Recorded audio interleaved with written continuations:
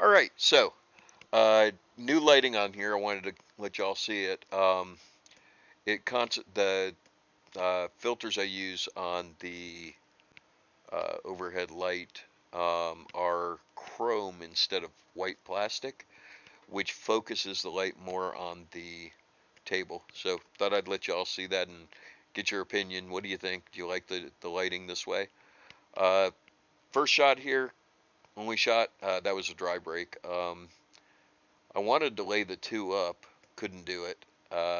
So this gets really messy because I'm going to run into the 5 ball, and I'm trying to get around just to make sure I stay out for the 4. Get a little lucky there, and now this is just a fairly simple run out. There's some long shots here, but it's fairly simple. Make the 4.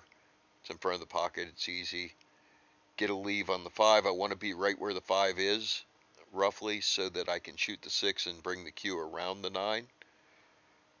I want to leave an angle on the 7 so that I can hit the side rail and get closer to the 8.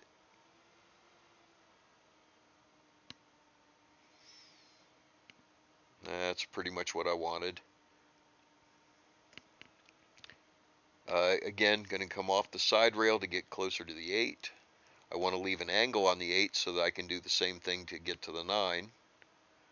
So again, just a little bit far, make sure I get across the center line. Stun it over to the rail and spin down towards the 9 to get a nice straight in leave and fairly close. Don't want to go too far or I'll have to use the bridge. You can see this is kind of at the limits of what I can reach.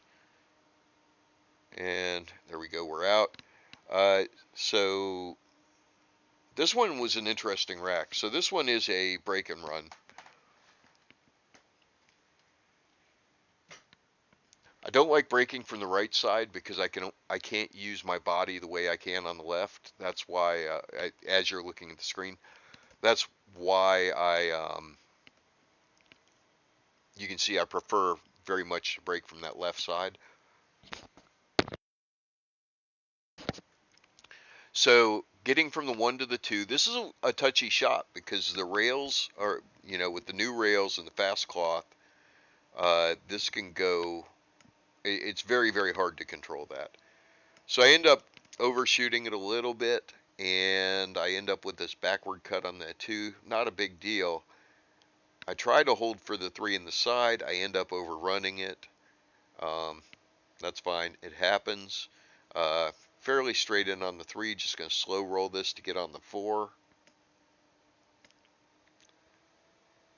Now I'm going to come across the table to the other side for the 5.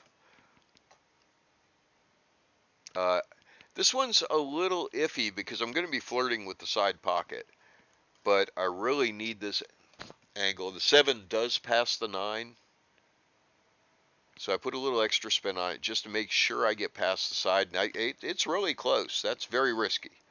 I'm going to roll forward for the 7. I want a little angle for the 8. I don't get it. I land almost straight in. This is ugly.